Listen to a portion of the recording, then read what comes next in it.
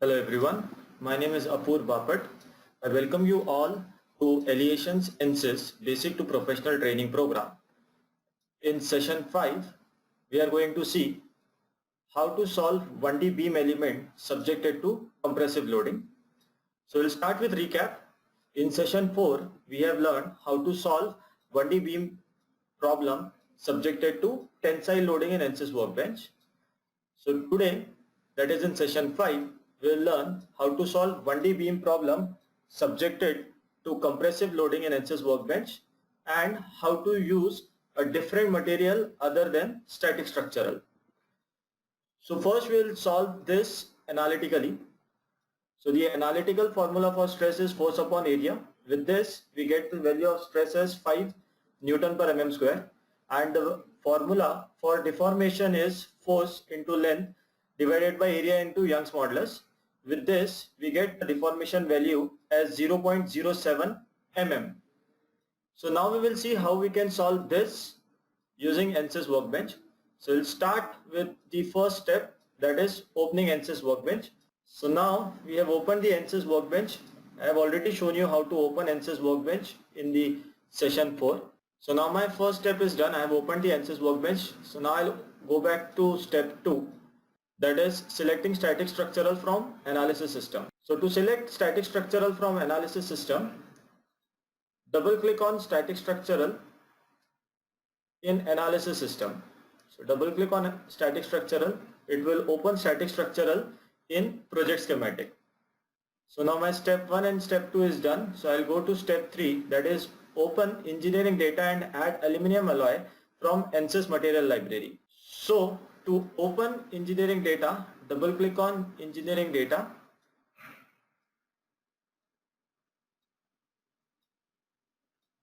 Now by default my software has added structural steel on this problem statement. So now I have to add aluminum alloy from ANSYS library. So to go to ANSYS library, click on engineering data sources.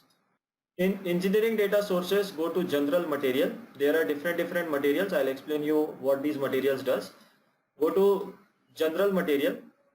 In general material, once you click on general material, it will show you the list of general materials at the bottom. Here you can see the list of general materials available. Once you scroll up to the top, you will find aluminum alloy. So once you click on aluminum alloy, it will show you the properties of aluminum alloy which are in ANSYS library. So to add this to our analysis system, you have to click on this plus symbol. So click on this plus symbol. Once you click on this plus symbol, a book icon will come in front of it. This book icon will means that the material is added in our analysis system. So to see whether this material is added on my analysis system or not, again click on engineering data sources, so that it will show you the filter engineering data, that is our analysis system library. So in analysis system library we have two materials. One is structural steel and aluminum alloy. So with this we have added aluminum alloy in our analysis system. So I am done with step 1, 2 and 3. Now I'll go to step 4, which is click on geometry and open design modeler. So to go back to project schematic, close this engineering data tab. Then to open design modeler, right click on geometry and select new design modeler geometry. Once you click on new design modeler geometry, at the bottom of the screen you will see it is showing a message that starting design modeler. So until unless it starts, wait for some time. So it has opened design modeler. So with this my 4 steps are completed. Now I'll go to 5th step, that is create a sketch. So before creating the sketch, I have to first check what unit system my GUI is following. So right now it's following meters. So I will change the unit systems from the unit option available at the top. So click on units and change it to millimeter. So now you can see the unit has changed to millimeter. Now to create a line sketch, go to sketching. Before that, you have to select the plane on which you want to create the sketch. So to create the sketch on XY plane, right click on XY plane and say look at. Once you click on look at, it will select the plane on which you can create. Once the plane is selected, go to sketching. In sketching, under draw option, you will find lines. Click on line. On the GUI, press left mouse button to select the first start point of the line and drag it towards the right hand side. If H is coming on the line, that means it will create horizontal line. If V is coming on the line, then it will create vertical line. Again, left click to create the sketch. So my sketch is ready, but I don't know the length of the sketch. So to define the length as per my problem statement, click on dimensions. Once you click on dimensions, then under dimension, click on general and select the sketch to which you want to give the dimension. So I want to give this dimension to this sketch. As per my problem statement, the length of this sketch has to be around 500 mm. So from here I can change the value. Instead of 190, I'll change it to 500 mm. Now my sketch has changed to 500 mm, but it's moved out of the GUI. So to make it fit to screen, click on this icon or press F7 from the keyboard. So once you click on this icon, it will fit to screen. So my sketch is ready. So I am done with step 5. Now I'll convert this sketch into a line body. So to convert the sketch into line body, click on concept. Once you click on concept, select the second option, that is lines from sketches. Select the sketch which you want to convert into line body. So I want to convert this sketch into line body. Once you select the sketch, then click on apply so that it will get selected to convert into the line body. Right now you can see there are no parts, no bodies. So once you have selected, then you have to click on generate to execute this process. So once you click on generate, in one part, one body, you can see a line body has been created. So once you click on this line body, you can see that cross section is not assigned. So I am done till step 6. Now I will create a square cross section as per my problem statement. So to create a square cross section, go to concept. On concept, the last option is cross section. There are predefined cross sections which you can select. So I will select rectangular cross section. In rectangular cross section, I have to define the parameters of B and H. As per my problem statement, it is 100 by 100. At the bottom, you can see it has calculated the values of A, XX, IYY, J and so on as per the dimensions given. So now I have to apply this cross section on the line body. So to apply the cross section on the line body, click on line body and double click on not selected. Once you double click on not selected, the cross section will be assigned. So if you double click left mouse button, it will select the cross section, and to view whether the cross section is assigned or not, you can click on view and select cross section solids. If you press the scroll mouse button and move, you can move this geometry and you can see the cross section is assigned. So with this, I am done with step 8. Now I'll go to step 9, which is opening design modeler. So to open design modeler, I'll go back to workbench, click on model, double click on model. With left mouse button, if you double click on model, it will say starting mechanical at the bottom. So it will take some time to open mechanical.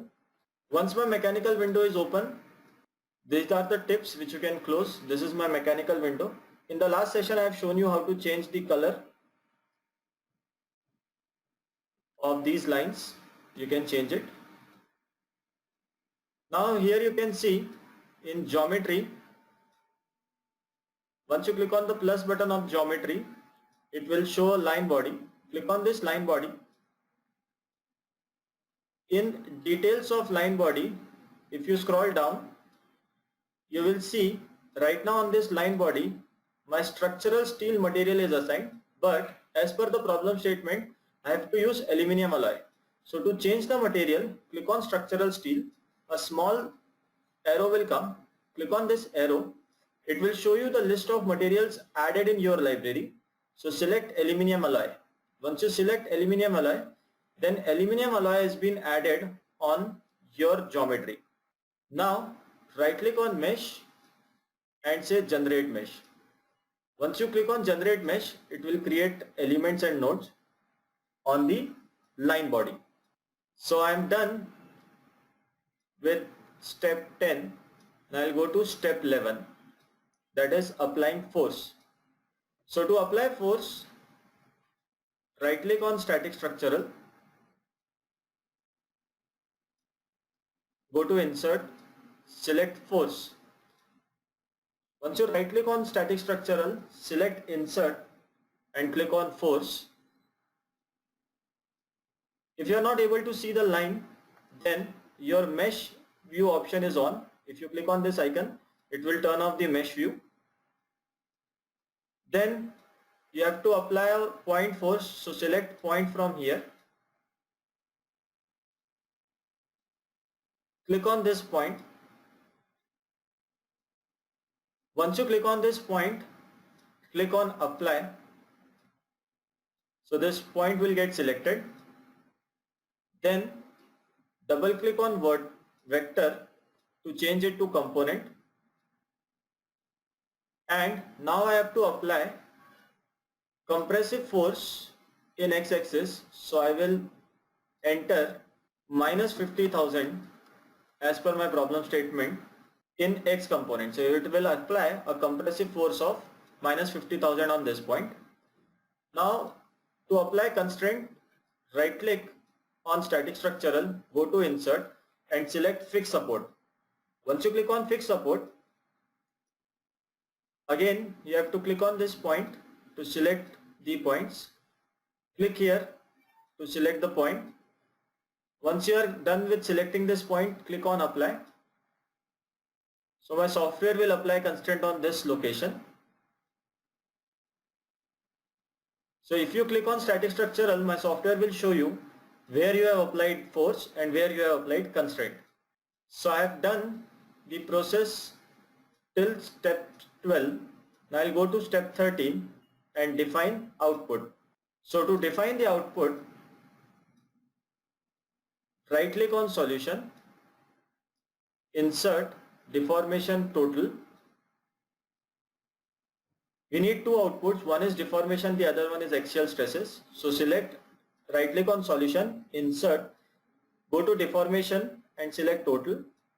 Again right click on solution, insert, select beam tool and click on beam tool.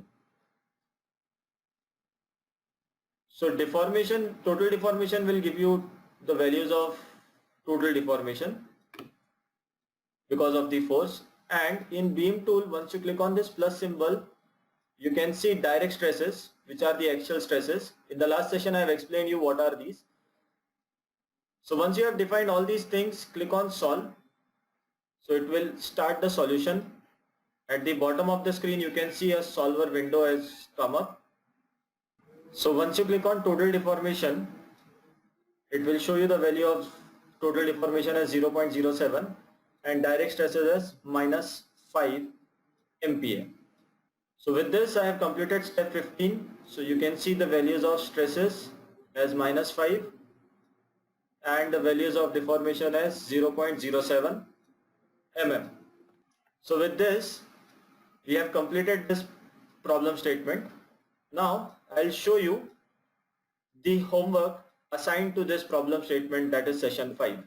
So this is problem 1, this is problem 2 with circular, problem 3 with hollow square cross section, problem 4 with circular cross section, problem 5 with C section, problem 6 with I section, problem 7 with Z section, problem 8 with L section, problem 9 with T section and problem 10 with Hut section.